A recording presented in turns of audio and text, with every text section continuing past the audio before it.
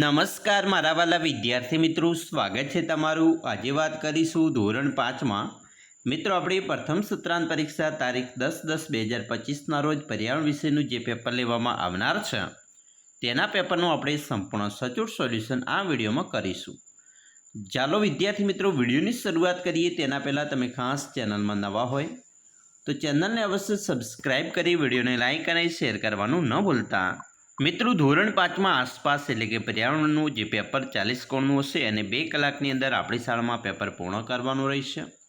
ત્યારે પ્રશ્ન નંબર મિત્રો 1 છે, આપેલા વિકલ્પમાંથી યોગ્ય વિકલ્પ પસંદ કરીને જવાબ લખો। મિત્રો પહેલો પ્રશ્ન છે કે કેરીના પાપડ બનાવવા નીચેનામાંથી કઈ વસ્તુ વપરાતી નથી? તો અહીંયા મિત્રો મરચું છે એનો ઉપયોગ નહીં થાય।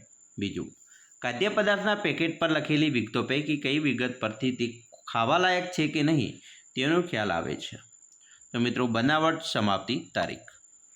3, જો આપણને સમતોલ આહાર ન મળે તો નીચેનામાંથી કઈ અસર જોવા મળશે? તો મિત્રો શરીર નબળું પડવું, વારંવાર બીમાર થવું, શરીર જાડું અને બેડોળ થવું, એટલે કે આપેલ તમામ। 4, ગ્લુકોઝનો સ્વાદ નીચેનામાંથી કેવો હોય છે? તો ગળ્યો। પ્રશ્ન 2 છે, નીચે આપેલા વિધાન ખરા છે કે ખોટા તે લખો। જેમાં પહેલું વિધાન છે, ઉંદરને ખેડૂતનો મિત્ર કહેવામાં આવે છે, તો આ વિધાન ખોટું છે। 2, વાંદરાને ખેલ તમાશા માટે ઉપયોગમાં લેવામાં આવે છે, તો આ વિધાન સાચું છે। 3, પક્ષીઓ બીજના ફેલાવામાં મદદ કરે છે, તો આ વિધાન પણ સાચું છે। પ્રશ્ન મિત્રો 3 છે, એનો અ છે, નીચે આપેલા પ્રશ્નના 2-3 વાક્યોમાં જવાબ આપવાના છે। જેમાં 1, નીચે આપેલ વિગત સામે તે બીજના ફેલાવા માટે જવાબદાર છે કે બીજના ઉગવા માટે જરૂરી છે તે જણાવો। જેમ કે સૂર્યપ્રકાશ તો બીજના ઉગવા માટે જરૂરી છે, પક્ષીઓ બીજના ફેલાવા માટે જવાબદાર છે, પ્રાણીઓ બીજના ફેલાવા માટે જવાબદાર છે, જમીન બીજના ઉગવા માટે જરૂરી છે। બીજો પ્રશ્ન છે, નીચેના દરેકનું એક એક ઉદાહરણ આપો। જેમાં લીસા બીજ, ભીંડાનું બીજ, ખરબચડા બીજ, ગોટલું, ગોળ બીજ, વટાણા, ચપટા બીજ, તલ। એના પછી પ્રશ્ન 4 છે, એનો અ છે, નીચે આપેલા પ્રશ્નોના 2-3 વાક્યમાં જવાબ આપવાના છે। જેમાં 1, સંગ્રહાલયોમાં કઈ કઈ વસ્તુઓનો સંગ્રહ કરવામાં આવે છે?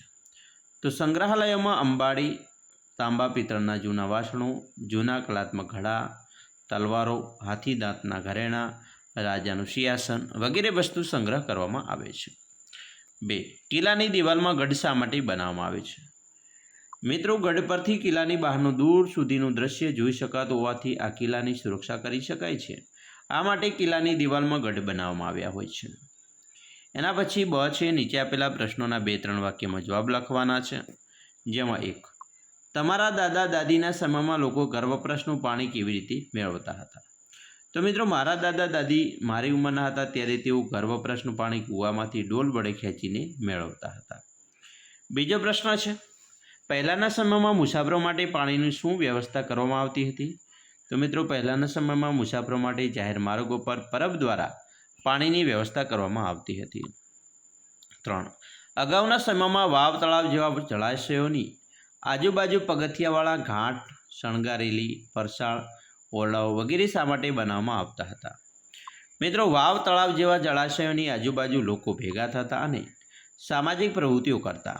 આ ઉપરાંત શણગારેલી પરસાળ જેવા સ્થળો પર મેળા, તહેવારો અને સમારોહો ઉજવવામાં આવતા માટે અગાઉના સમયમાં વાવ, તળાવ જેવા જળાશયોની આજુબાજુ પગથિયાવાળા ઘાટ, શણગારેલી પરસાળ, ઓરડાઓ વગેરે બનાવવામાં આવતા હતા। પ્રશ્ન 5 છે, નીચે આપેલા વિકલ્પમાંથી સાચો વિકલ્પ પસંદ કરવાનો છે। જેમાં 1, નીચેનામાંથી કઈ વસ્તુ પાણી પર તરશે? તો બરફ। 2, નીચેનામાંથી કઈ વસ્તુને પાણીમાં નાખવાથી પાણીનો રંગ બદલાશે? હળદર। 3, રાત્રિ સમયે આકાશમાં નીચેનામાંથી શું જોવા મળે છે? તો તારા। 4, અવકાશયાનમાંથી જોતા પૃથ્વી પરના દરિયાઈ મહાસાગરો કયા રંગના દેખાશે? વાદળી। પ્રશ્ન 6ની વાત કરીશું, વિકલ્પ સાચો બને તે રીતે મિત્રો શોધીને લખવાનો છે। 1, નીચેનામાંથી બીજના ઉગવા માટે જરૂરી પરિબળ કયું નથી? તો પાણી, સૂર્યપ્રકાશ, જમીન અને પક્ષીઓ। બીજના ઉગવા માટે જરૂરી પરિબળ નથી તો મિત્રો પક્ષીઓ આવશે, બરાબર। અહીંયા સૂર્યપ્રકાશની જરૂર પડે, જમીન પણ જરૂર પડે અને પાણીની પણ જરૂર પડે, અહીંયા પક્ષીઓની જરૂર નહીં પડે। બીજું, લીંબુને પાણીમાં તરતું કરવા માટે તમે નીચેનામાંથી શું ઉમેરશો? તો મીઠું। 3, ખાંડને ઝડપથી પાણીમાં ઓગળવા માટે તમે નીચેનામાંથી કઈ ક્રિયા કરશો? તો એને ગરમ કરશો. 4. અવકાશયાનમાં સુનીતાને નીચેનામાંથી કયો અનુભવ થયો નહીં હોય? તો સરળતાથી એક જગ્યાએ બેસી શકતા તે અનુભવ નહીં થયો હોય. પ્રશ્ન 7માં આવશે. નીચે આપેલા પ્રશ્નોના એક વાક્યમાં જવાબ આપવાના છે, જેમાં 1. માછલીઓ શાના દ્વારા ચેતવણી આપે છે? તો વિદ્યુત સંકેત દ્વારા. 2. મનુષ્યો કૂતરાની સૂંઘવાની આવડતની કઈ ખાસ રીત ઉપયોગ કરે છે? તો મનુષ્યો ગુનેગારને પકડવામાં, બોમ્બની શોધખોળમાં અને ખોવાયેલા સામાનને શોધવામાં કૂતરાની સૂંઘવાની આવડતનો ઉપયોગ કરે છે. 3. કયા કયા પ્રાણીઓ લાંબી ગાઢ નિંદ્રામાં જતા રહે છે? તો ગરોળી અને દેડકા જેવા પ્રાણીઓ લાંબી ગાઢ નિંદ્રામાં જતા રહે છે. 4. ભારતમાં આવેલ કોઈપણ 4 રાષ્ટ્રીય ઉદ્યાનો અને અભયારણ્યોના નામ લખો. તો ભારતમાં આવેલા મિત્રો પહેલાં રાષ્ટ્રીય ઉદ્યાનોની વાત કરીએ તો ગીર રાષ્ટ્રીય ઉદ્યાન, કાળિયાર રાષ્ટ્રીય ઉદ્યાન, દરિયા રાષ્ટ્રીય ઉદ્યાન અને વાંસદા રાષ્ટ્રીય ઉદ્યાન. એના પછી બીજું છે ભારતમાં આવેલા અભયારણ્યોમાં નળ સરોવર પક્ષી અભયારણ્ય, રાજસ્થાનમાં થરનું રણ, અસમમાં કાજીરંગા અને કર્ણાટકમાં બાંદીપુર. 5. પર્વતારોહણ દરમિયાન શરીરમાં શક્તિ અને ગરમી માટે કયો ખોરાક લેવો જોઈએ? તો મિત્રો વિટામિન સી, લોહ તત્વની ગોળીઓ, ગરમ ચોકલેટી દૂધ, ગ્લુકોઝ, ગોળ, ચણા વગેરે લેવામાં આવે છે. 6. પર્વત કે ખડક પર ચડતી વખતે શરીર 90 અંશના ખૂણે શા માટે રાખવામાં આવે છે? તો મિત્રો ખડક પર ચડતી વખતે શરીરને 90 અંશના ખૂણે તથા પીઠને સીધી રાખવાની હોય છે, જેથી આપણને જેમ જમીન પર ચાલતા હોઈએ તે રીતે ચાલીને સરળતાથી ખડક ઉપર ચડી શકીએ છીએ. પ્રશ્ન 8 છે, એનો છે નીચે આપેલા આલેખનું અવલોકન કરી જવાબ લખો. અહીંયા મિત્રો જવાબ તમે જોઈ શકો છો. 100માંથી ઉપયોગમાં લેતા ઘર વર્ષ 1976 અને 100માંથી ઉપયોગમાં લેતા ઘર 1996 આપેલા છે. જેમાં 1. વર્ષ 1976માં કયા બળતણનો સૌથી વધુ ઉપયોગ થતો હતો? તો મિત્રો વર્ષ 1976માં છાણા અને લાકડાના બળતણનો સૌથી વધુ ઉપયોગ થતો હતો. બીજું, વર્ષ 1996માં વિદ્યુત ઉપયોગ વધ્યો હતો કે ઘટ્યો હતો? કેટલો? તો 1996માં વિદ્યુતનો ઉપયોગ મિત્રો વધ્યો હતો, જેમાં 4 ઘરમાં વધ્યો.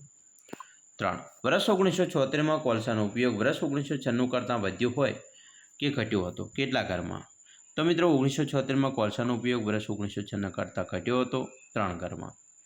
બ. નીચે આપેલા પ્રશ્નોના 2-3 વાક્યોમાં જવાબ આપો. જેમાં 1. વાહનોની સંખ્યા વધવાથી કેવી કેવી મુશ્કેલીઓ પડશે?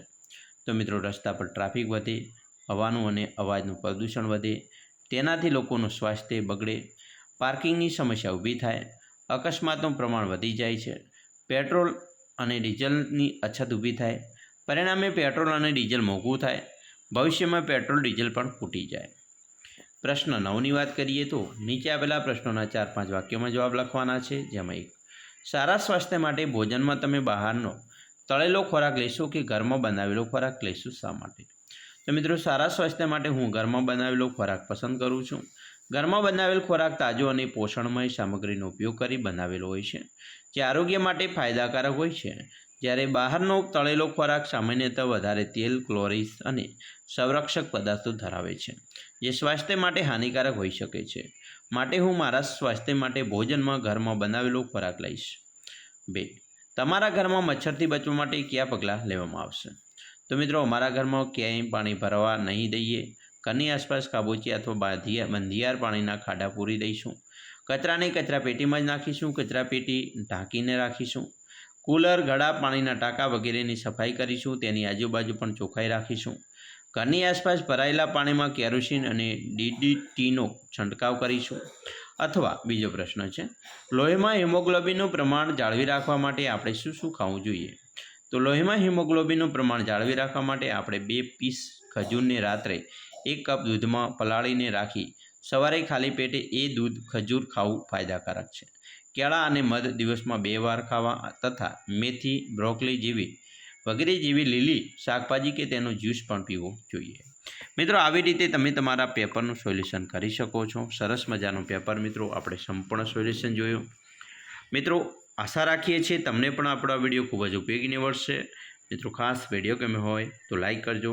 તમારા મિત્રો સુધી વિડીયોને શેર કરવાનું પણ ન ભૂલતા. અને ખાસ તમે ચેનલમાં નવા છો તો ચેનલને અવશ્ય સબસ્ક્રાઈબ કરી લેજો, જેથી કરી ધોરણ 5ના મિત્રો તમામ પ્રકારના પ્રશ્નપત્રનું સોલ્યુશન, એકમ કસોટીનું સોલ્યુશન કે પછી સ્વાધ્યાયન પોથીનું સોલ્યુશન એ ઝડપથી તમને આપણી ચેનલના માધ્યમથી મિત્રો મળતું રહેશે.